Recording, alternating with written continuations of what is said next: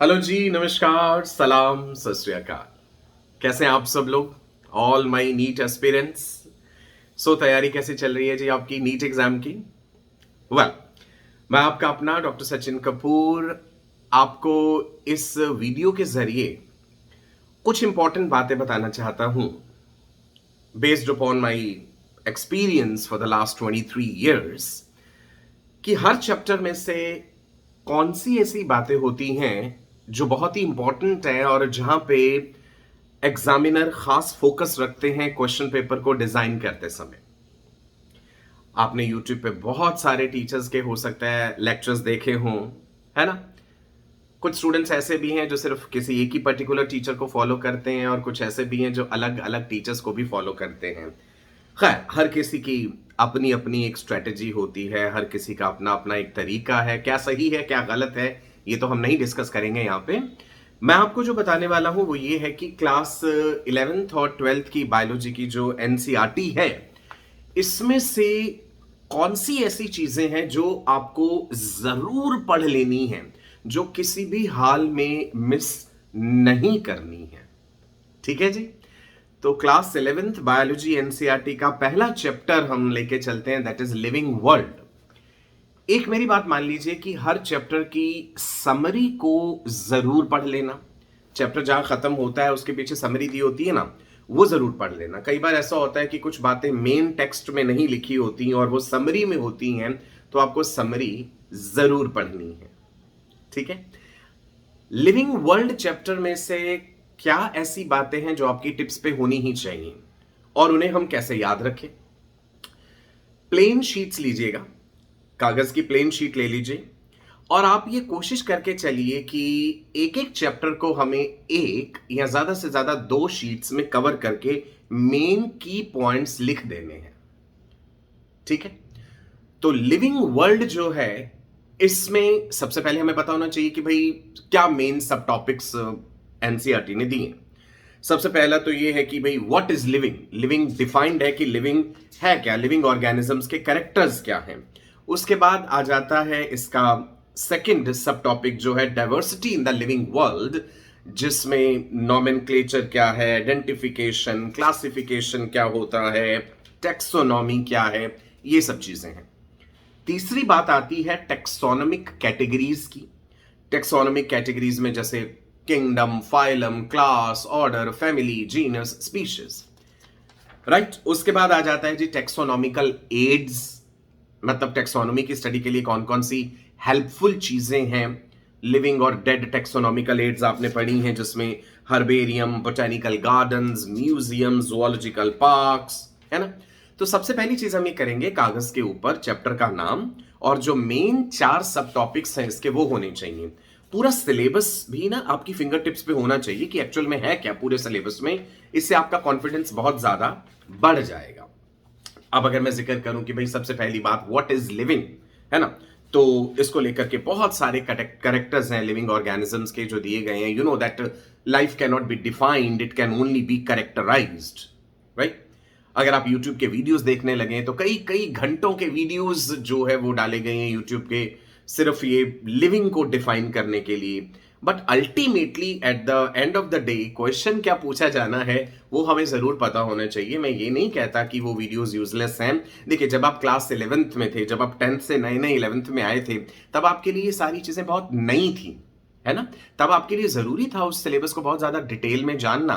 फिर आपने धीरे धीरे जैसे जैसे क्लास 11th और क्लास 12th का बायोलॉजी सिलेबस पढ़ा है, बहुत सारी चीजें ऑटोमेटिकली आपको पता है। किंगडम क्या है, फाइलम, क्लास, ऑर्डर, ये वो, है ना, उनका सीक्वेंस क्या है आपको ये भी पता है। बोटेनिकल नेम्स क्या होते हैं, जुओलॉजिकल नेम्स क्या होते हैं, मेटाबॉलिज्म क्या है। तो ये सारी चीजें ओवरऑल जब आपने सिलेबस पढ़ा बायोलॉजी का, ये सारी चीजें अपने आप टिप्स पे आ ही गई हैं। अब बात ही हो जाती है कि कोई क्वेश्चन इस तरह का ना फ्रेम हो जाए, एनसीईआरटी की कोई लाइन इस तरह की ना आ जाए जो हमने स्किप कर दी हो गलती से।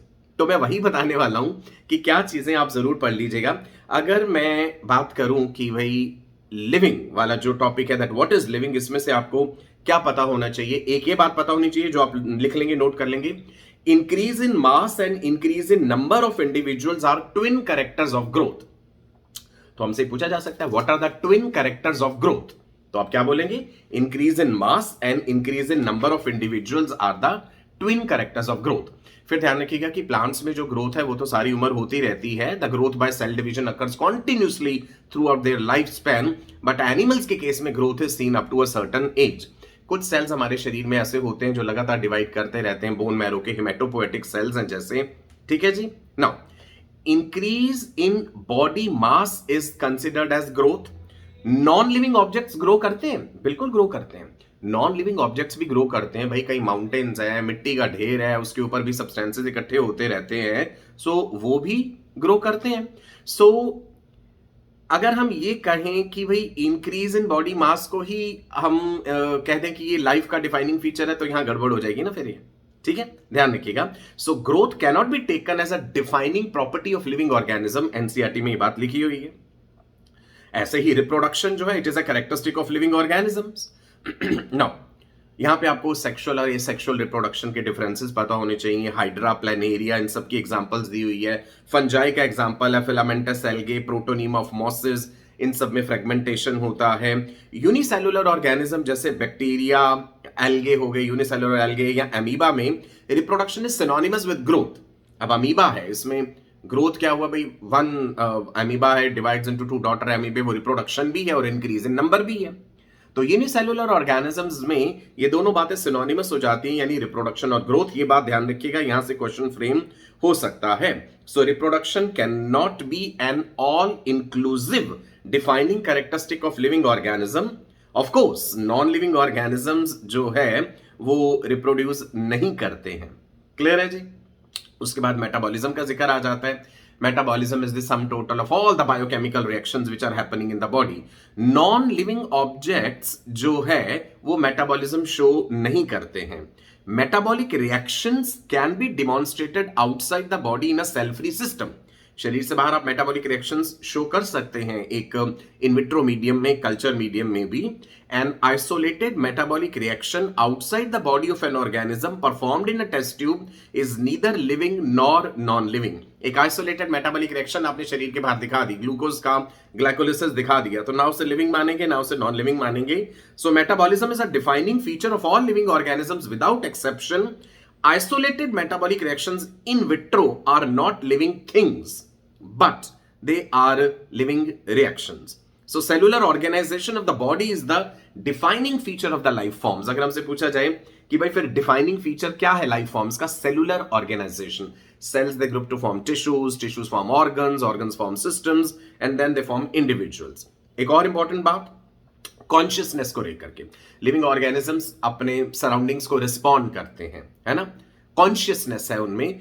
यहां एक बात ध्यान रखिएगा, human being is the only organism who is aware of himself. सिर्फ इंसान, हम लोग ही ऐसे हैं जिन्हें अपने स्वयं के होने का एहसास है, अपने अस्तित्व के बारे में हमें पता है। We have self consciousness. So consciousness becomes the defining property of living organisms. Clear है जी।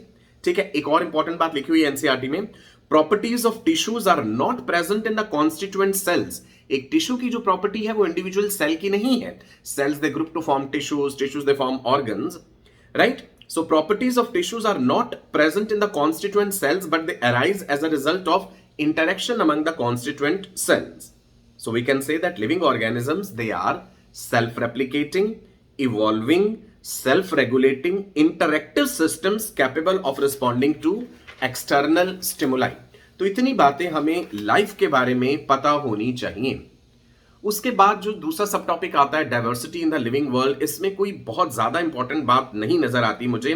नॉमेनक्लेचर, आइडेंटिफिकेशन, इन सब की परिभाषा आपको पता ही है, अब तक आप सीख चुके हैं। बायोलॉजिकल जो हम नॉमेनक्लेचर करते हैं वो कैसे किया जाता है। The naming system was given by Carlos Linnaeus. It is being practised by biologist all over the world. अब आपको रूल्स एंड रेगुलेशंस पता होने चाहिए कि नाम लिखते समय हमें कैसे लिखना है। मेंजीफेरा इंडिका अगर लिखना है, मेंजीफेरा इंडिका तो कैसे लिखना है, एपिस इंडिका कैसे लिखना है, पेरीप्लैनेटा अमेरिकाना कैसे लिखना है। जीनस आता है, फिर स्पीशीज आता है। जीनस का पहला अल्फाबेट बड़ा होता है, स्पीशीज का पहला अल्फाबेट जो है वो छोटा होता है, राइट जी। तीसरे पे आता हूं मैं सब टॉपिक पे, टेक्सोनॉमिक कैटेगरीज जो है। यहां भी कोई बहुत बड़ी बात नहीं है, बस ये जरूर देख लेना जो जो नाम यहां दिए हुए हैं ना वो आपको पता हो। जैसे मैंगो का क्या है जी, Mangifera indica. Solanum tuberosum potato का है। पैंथेरा लियो लायन का है। सो जितने भी जोलॉजिकल नेम्स या बोटेनिकल नेम्स है ना, वो आपको पता होने चाहिए। ह्यूमन बींग्स का होमोसेपियंस है, मक्खी का पता है आपको, मस्का डोमेस्टिका। बिल्ली का पता होना चाहिए भाई, फेलिस है। ऐसे डॉग का पता होना चाहिए।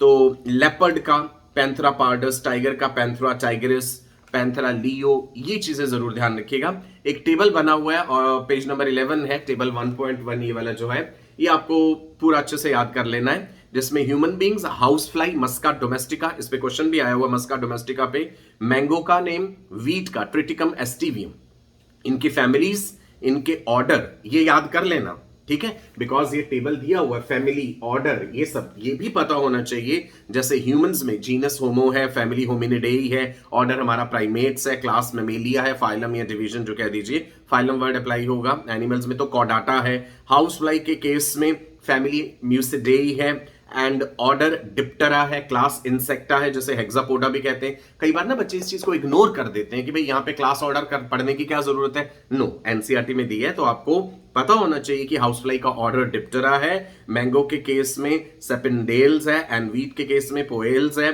क्लास आपको पता होना चाहिए कि भाई डाइकोटिलिडन कौन सा है, मोनोकोटिलिडनस कौन सा है, और ये एंजियोस्पर्म्स है। तो ये वाली बात यहां से इंपॉर्टेंट है।